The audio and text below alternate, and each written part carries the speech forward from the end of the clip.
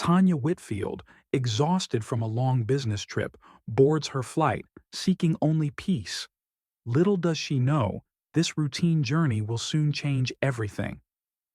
Tanya Whitfield had spent the entire day flying between meetings, giving presentations, and closing deals. The kind of day that left you physically drained and mentally fried. She longed for peace and quiet, a brief escape from the grind of corporate life. The moment her plane touched down in Dallas, she felt a rush of exhaustion. There was no time to enjoy the city's charm, no time to relax, just a whirlwind of work that required her presence. She hadn't even been able to enjoy a decent meal.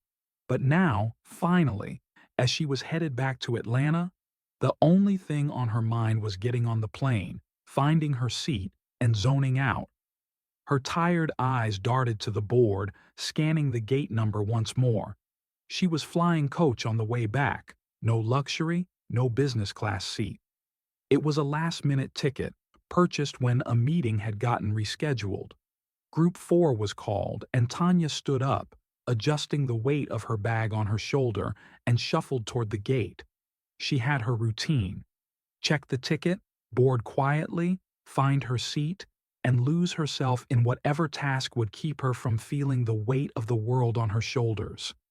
It was always the same, a bubble of space between her and the rest of the passengers, where she could be anonymous. Walking down the narrow jet bridge toward the plane, Tanya's thoughts wandered. Would she have time for laundry this weekend? Grocery shopping? Maybe catch up on sleep? Small tasks she could control in a world that often felt like it was spiraling out of control. Boarding was slow. A middle-aged woman was arguing with the flight attendant at the door over an oversized carry-on, and a family with 3 noisy kids tried to find their seats. Tanya bypassed the scene, slipping past them, eager to settle in. When she entered the cabin, she looked for her row, 18C. She could already see the space, a little more private, a little less crowded than some of the other sections. She could sink into that seat, put on her headphones, and drift away into the world of emails, silence, or maybe a podcast to distract her mind. A sweet, 3-hour escape. She slid into her seat, wedging her bag under the chair in front of her. The aisle was busy. Passengers were settling in, placing their carry-ons in the overhead compartment, arguing over legroom and trying to get comfortable. Everything was perfectly mundane, until it wasn't. Tanya adjusted her seatbelt, checked her phone for the time, and glanced up just as the family she'd seen earlier came down the aisle. The man, tall with a buzz cut and a rugged look, looked like he'd just stepped off a golf course. His daughter, no more than 6 or 7, clutched a stuffed animal and fidgeted with her backpack. The man looked down at Tanya, then at her seat. "You're in our seat," he said flatly, as if the words had been rehearsed. Tanya blinked in confusion. "Sorry? That's 18 degrees Celsius, right?" He glanced at the ticket in his hand. Tanya looked at the ticket scanner, then back at him. "Yes, it is. But this is my seat. I'm sure there's some confusion, but—" He interrupted her before she could finish, his voice rising slightly. "Well, my daughter needs to sit here." He glanced down at the little girl who was clutching her stuffed animal a little tighter. "She doesn't do well sitting next to strangers like you." The words hit Tanya harder than she expected. She felt the weight of them in her chest, sharp, cold. It wasn't just the seat. It wasn't about his daughter's comfort. It was the subtle implication, the way he said it, the way his eyes met hers, and then quickly shifted away, as if she wasn't worth acknowledging. Tanya took a steadying breath. She could feel the familiar shift, the subtle tension that always hung in the air when she was in public spaces, especially with people like him. The ones who didn't think they had to explain themselves. The ones who thought their discomfort with people like her was a legitimate reason to push her around. The ones who assumed entitlement. She glanced at the empty seats in the back of the plane, then back at him. "There are seats further back," she said calmly, her voice steady. "Perhaps you can find one there for her. This one's mine." The man's eyes narrowed slightly. "No," he said, his tone now flat, demanding. "She's sitting here. I paid for this seat, and I'm not asking you again." Tanya took a deep breath. There were so many ways she could respond, so many ways she could let the situation spiral. She could feel the familiar warmth rising in her chest, the anger that often simmered just under the surface when people thought they could bully her with their words and their privilege. But she had learned to control that, to rise above. She lifted her chin slightly, meeting his gaze. "This is my seat, and I'm not moving. I paid for it just as much as you did. If your daughter doesn't want to sit next to me, you'll have to find another way to deal with it. I'm not the problem here." A flash of red crossed the man's face, but before he could respond, the little girl shifted uncomfortably, her eyes wide. The atmosphere around them thickened. Tanya could feel the tension now, heavier than before. She could feel the weight of every set of eyes on her, some watching, others pretending not to see. He glanced back at his daughter, his tone softening. "It's okay, sweetheart," he said, turning to her. "We'll get another seat." Tanya wasn't done yet. She wasn't just going to let him off the hook for how he'd spoken to her. "You know," she said, keeping her voice level but with a bit more edge, "you're teaching your daughter that it's okay to make people feel uncomfortable simply because you don't like who they are or where they come from." He blinked, and for a moment, she thought maybe she'd struck a nerve. His lips tightened, and he looked around, realizing that passengers had begun to notice the interaction. There were no loud protests or accusations, no immediate outbursts from the surrounding passengers. But the room had shifted. The small murmur of the plane was now tense, awkward. Whispers floated between rows. The father stood still, his face reddening. But Tanya didn't break her gaze. She didn't flinch. The father took a slow step back, glancing at the little girl, who was still standing quietly next to him, clutching her stuffed animal. Tanya noticed the subtle way his hand rested on the girl's shoulder, protective, but perhaps a little too possessive. The girl's wide eyes flicked nervously between Tanya and her father, the tension clearly unsettling her. For a moment, everything seemed to hang in the air. Passengers were starting to glance around, some pretending not to pay attention, others clearly waiting to see how it would play out. Tanya's heart was pounding in her chest, but she stayed still. She wouldn't let him win this, not like this. "I'm not asking again," the man said, his voice louder now, with a sharp edge to it. "Move. My daughter needs to sit here." Tanya blinked, her calm beginning to crack just slightly, but she quickly regained her composure. "You don't get to decide that for me," she said evenly, but with a firm edge that carried more weight than before. His face flushed red now, and his hand clenched into a fist at his side, his knuckles turning white. He took a half step forward, leaning in a little too close, towering over her. Tanya could feel the heat from his body, the pressure of his words pushing against her, but she refused to back down. "I paid for this seat," he said again, the words almost like a mantra. "I'm not asking. I'm telling you." Tanya leaned back just slightly, holding his gaze. Her voice was steady but sharp as she responded, "You don't own the plane, and you don't own me. I'm not moving." The heat in his expression intensified. "What? You think you're better than everyone else? You think you're entitled to sit here just because of who you are?" His voice was rising now, echoing slightly down the aisles. Tanya's stomach turned at the implication, but she didn't flinch. Instead, she sat taller, her spine straight. I think I'm entitled to my seat because I bought it just like you bought yours. No one should have to move because they don't fit someone else's idea of who should belong." The cabin was growing quieter now. A few heads had turned, but everyone was holding their breath, unsure of what to do. Tanya could feel the eyes of the surrounding passengers on her, but she didn't look away from the man. She wasn't going to give him the satisfaction of seeing her stumble, of seeing her back down. "You're making a scene," she continued, her tone a little sharper, a little more pointed. "Is this what you want your daughter to remember? That you made a scene because a black woman was sitting in a seat you thought she didn't deserve?" The man's face was a mixture of disbelief and anger now, his lips pressed into a thin, tight line. He looked at his daughter for a moment, his expression faltering as if he was suddenly aware of the little eyes watching him. But the look quickly vanished, replaced by a stubborn resolve. "I don't care what you think," he muttered, still trying to keep control of his voice, but the tremble in his words betrayed him.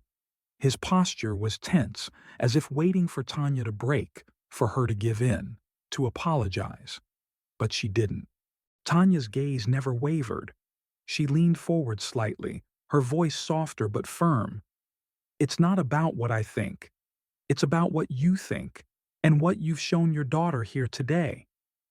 She paused, letting the weight of her words settle in the space between them. "You've shown her that when you don't like something, you demand it change. You've shown her that it's okay to make someone else uncomfortable just so you can feel good." The little girl shifted uncomfortably, glancing up at her father. Tanya caught the brief flicker of confusion in her eyes, a child's confusion at something that was supposed to make sense but didn't. For a moment, the father's expression softened as he looked down at his daughter, but the softness was quickly replaced by irritation.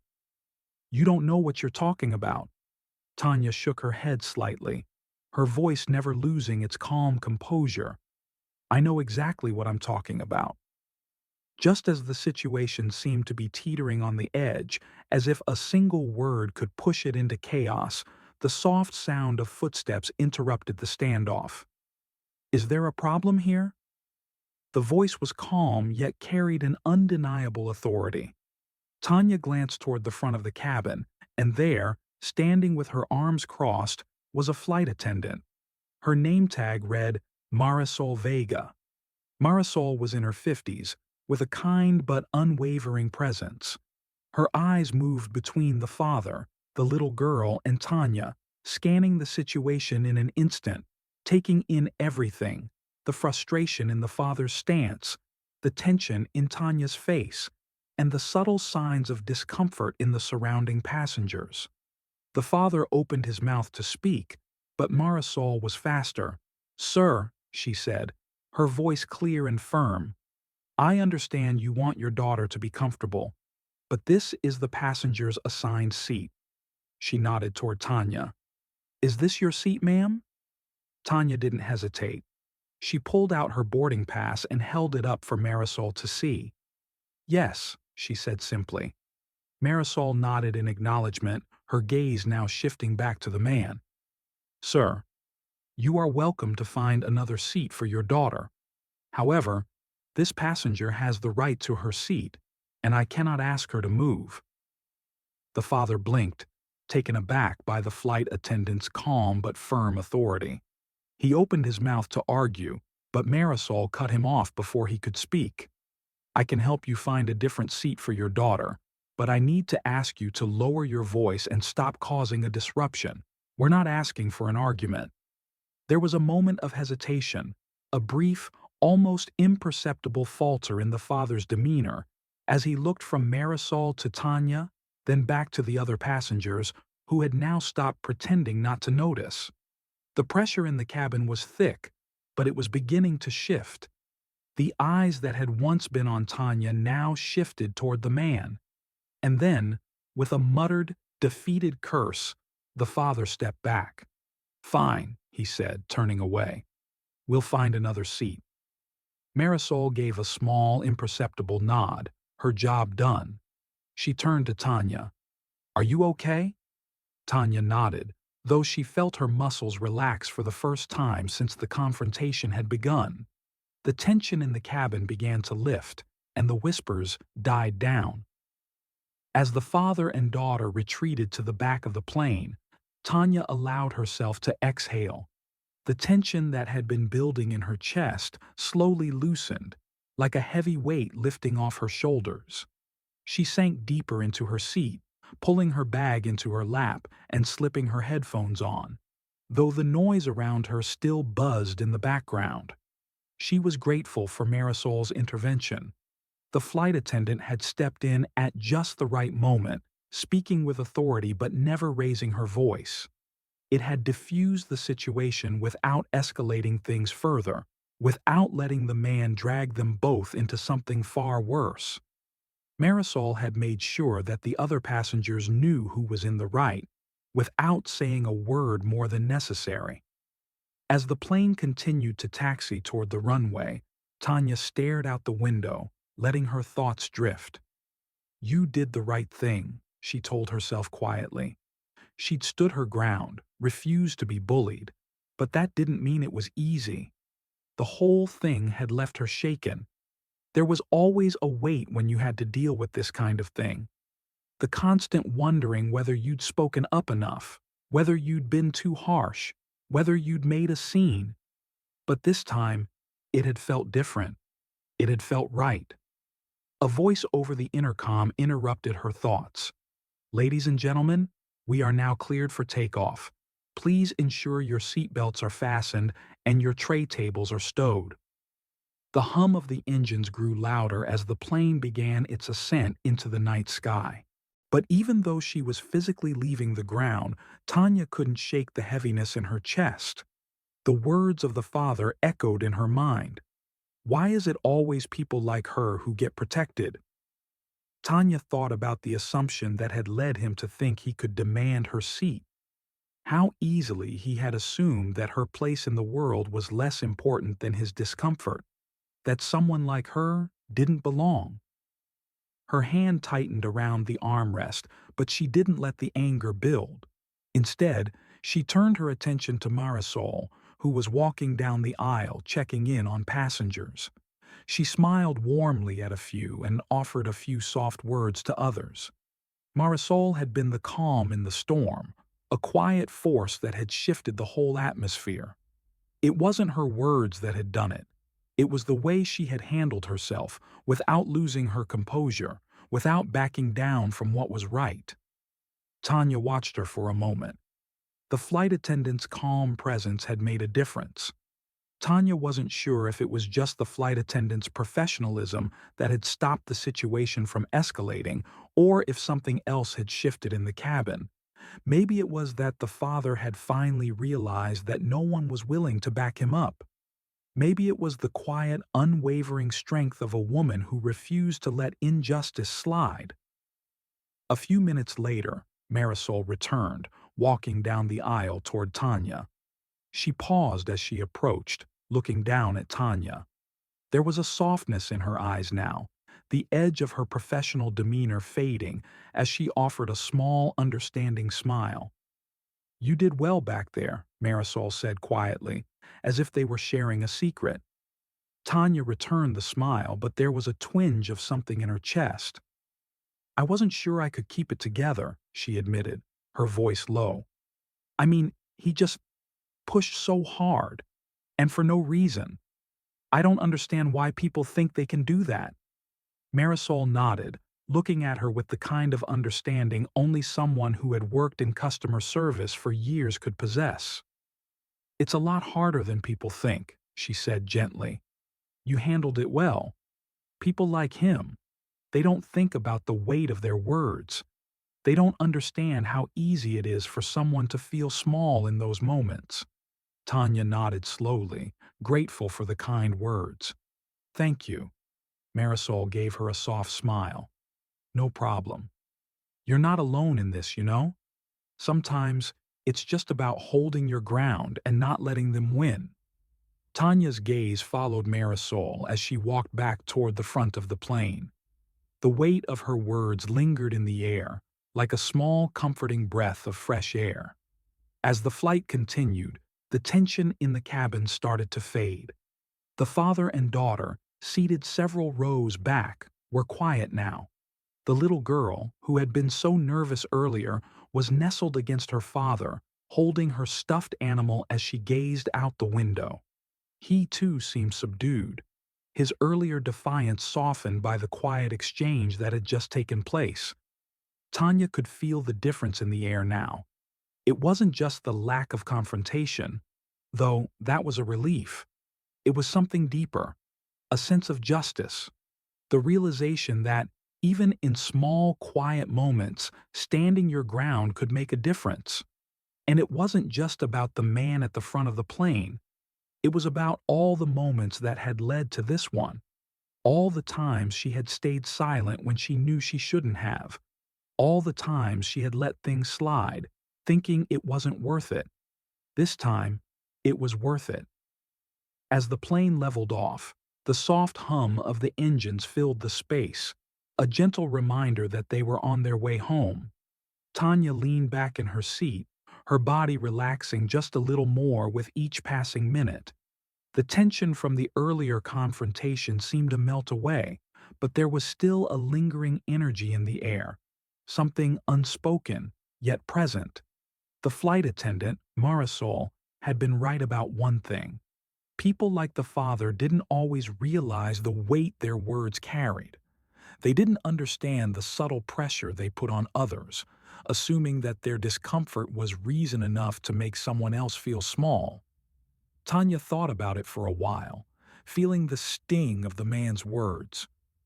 People like her who get protected. That was what had stung the most. Not just the demand, not the discomfort he had caused her, but the fact that, in his eyes, she had been the one in the wrong. She'd been the one who didn't belong, but she had stood up for herself. For a second, she had let herself believe that maybe, just maybe, things were changing. The seatbelt sign dinged off, signaling they were cruising now, and the plane began to feel more settled. The flight attendants made their rounds, offering drinks, snacks, and a quick, quiet interaction with each passenger. The normalcy of it all almost felt surreal after what had just happened. Tanya pulled her phone back out of her bag and glanced at her notifications. There was an email from her boss, another project to review when she got back, a text from her mother asking how the trip had gone, a few messages from friends checking in on her, as they always did after a busy work week. But as she looked down at her phone, something tugged at her attention, something she hadn't expected. A soft voice interrupted her thoughts. "Excuse me, Miss Whitfield?" Tanya looked up in surprise to see the woman from across the aisle, the one who had watched the whole confrontation with quiet curiosity. She was standing now, hesitating as if unsure whether or not to intrude. The woman was dressed in a smart navy blazer, her hair neatly styled and her posture poised. She looked like someone who might have been traveling for work, maybe on her way to a meeting or an event. Tanya blinked, uncertain of the woman's intent. "Yes?" The woman hesitated, then smiled softly. "I just wanted to say, what you did back there, it was impressive." Tanya's eyebrows furrowed slightly. She hadn't expected anyone to come up to her, much less offer a compliment. The sudden attention made her a little uncomfortable, but there was something in the woman's expression that made her feel seen, in a way that felt oddly comforting. "I'm sorry to interrupt," the woman continued, clearly not wanting to overstep, "but I've been sitting here the whole time, and I just wanted to say, it took a lot of courage to stand your ground like that. I could see the way the whole cabin shifted after Marisol stepped in. But you kept it together, and I really admire that." Tanya blinked again, unsure of how to respond. She wasn't used to receiving compliments from strangers, especially not for something that felt so ordinary to her.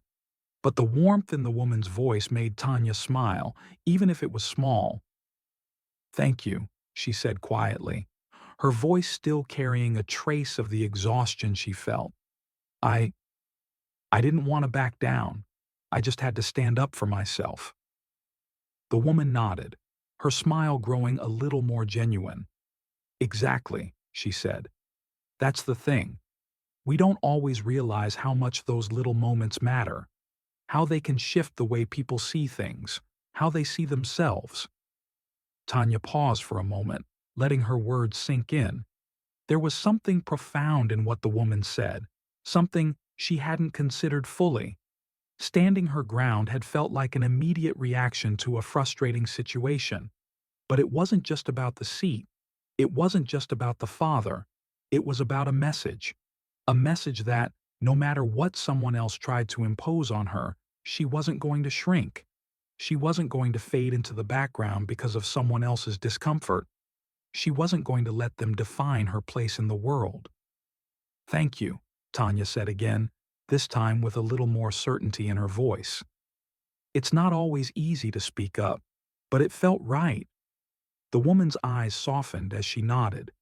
It was. And it's not just about what you did. It's about how you did it. You didn't let him win. And that's what matters. Tanya nodded, feeling a quiet sense of pride begin to take root in her chest. She hadn't realized it until now, but she hadn't just defended her seat. She had defended herself. She had shown herself, both to the man who had tried to push her down and to the people around her, that she mattered, that her space was hers to claim. And then, as quickly as the moment had started, the woman smiled one last time. "I just wanted to say that. It's not often people take a stand like that." With that, she gave Tanya a brief nod and returned to her seat, leaving Tanya with a feeling of quiet empowerment that lingered far longer than the words themselves. Tanya leaned back in her seat, feeling the weight of the day finally begin to settle in her bones. She could feel the calm now, the peace that came with knowing she had done something important, something meaningful. As the flight continued, the steady hum of the engines was almost a lullaby. Tanya closed her eyes for a moment, letting her head rest against the window. The peaceful rhythm of the plane, the soft rustling of pages turning, the distant chatter of other passengers. It all felt strangely comforting after the tension of the earlier confrontation. But even as her body relaxed, her mind was busy, reflecting on the past few hours. The exchange with the father still lingered in her thoughts. The sting of his words had cut deeper than she expected, but Marisol's calm intervention, followed by the woman's quiet praise, had settled something inside her. She hadn't been just standing up for her seat. She had been standing up for herself, for her right to exist in that space, to not shrink, to not be made to feel less than. It wasn't a huge victory, not in the way the world often defined victories, but it was her victory, and it felt like the kind that mattered most. The soft ping of the seatbelt sign brought Tanya back to the present. She opened her eyes, glancing around the cabin. The plane was nearing its destination, and she felt a sudden wave of exhaustion flood over her. The kind of tired that wasn't just physical, but emotional too. The kind that came from putting yourself on the line, from having to fight for your space, your peace, your dignity. The flight attendants began making their rounds for the final time, reminding passengers to stow their belongings and prepare for landing. Tanya followed the instructions quietly, but her gaze kept wandering back to the back of the plane, where the father and his daughter were sitting. She saw him glance over at her, his expression still tight, still holding a trace of frustration. But it wasn't the same as before. He wasn't looking at her with contempt or entitlement. There was something else in his eyes now. Maybe a little recognition of the line he had crossed. Maybe a little self-awareness. But most of all, it was a weariness. As if the moment had drained him just as much as it had her. The little girl, who had been quiet throughout the flight, caught Tanya's eye for a brief second. She didn't smile, didn't say anything, but for a moment, their gazes met. There was a silent understanding there, a shared moment between them, one that didn't need words, one that said, "I see you." And that, Tanya realized, was what mattered. The days passed, and life began to return to normal. Tanya was back in her office, buried in paperwork and meetings, the usual buzz of her professional life swallowing up her time. But even as she moved through the motions of the week, something felt different. She was more aware of her space, more protective of her time and her peace. The quiet power of standing her ground had left a lasting imprint on her. It wasn't just the incident with the man on the plane, it was everything that had led to that moment. It was the years of walking through spaces where she often felt unseen, unheard. It was the quiet but constant negotiation for a seat at the table, for a voice that carried weight. And now, every time she found herself in a situation where she could be pushed aside, she didn't let herself bend as easily. At lunch one day, Tanya ran into an old colleague in the building's cafe. As they chatted, he casually made a comment about how the company could use more dynamic leaders. The implication wasn't lost on Tanya. He was, of course, speaking directly to her. She could feel the familiar sting of being underestimated, but this time she didn't flinch. "I'll take that as a compliment," she said, her voice calm, but with a hint of amusement in it. "I may not always fit the mold of what you think is dynamic, but trust me, I'm as capable as anyone to lead, and I've earned my seat at the table." Her colleague looked a little taken aback, his smile faltering for just a second. But Tanya didn't back down. She let the words hang in the air, and then, with a cool smile, she turned back to her lunch, refusing to let the subtle put-down land. She had learned that standing her ground didn't need to be loud or aggressive. It didn't need to be a confrontation. It was simply about not letting others define her place in the world. It was about reminding herself, with every step she took, that she had just as much right to be where she was as anyone else. A month later, Tanya found herself at the airport again, this time for a business trip to New York. She'd had a busy week and was already mentally preparing herself for the chaos ahead. As she walked toward the gate, her thoughts drifted back to that flight, to the man, the daughter, the quiet interaction with Marisol, and the woman who had praised her for standing her ground. She smiled to herself, feeling a little lighter. She didn't know if she would ever run into that man again, but it didn't matter. The lesson had already been learned. As she approached her gate, she saw a familiar face. Marisol, the flight attendant who had intervened that day. Tanya's heart skipped a beat. She hadn't expected to see her again, but there she was, standing at the gate, chatting with a few of the other staff. Marisol saw Tanya at the same time and smiled, that same calm, understanding smile from the plane. "You're on this flight?" Tanya asked, genuinely surprised. Marisol nodded, her eyes twinkling. "Looks like we'll be sharing a ride together again." Tanya smiled back. "I'll be sure to take my seat and hold my ground," she joked. But the words carried more weight than she had intended. Marisol chuckled softly. "That's the spirit. Safe travels, Miss Whitfield. You're always welcome to claim your space."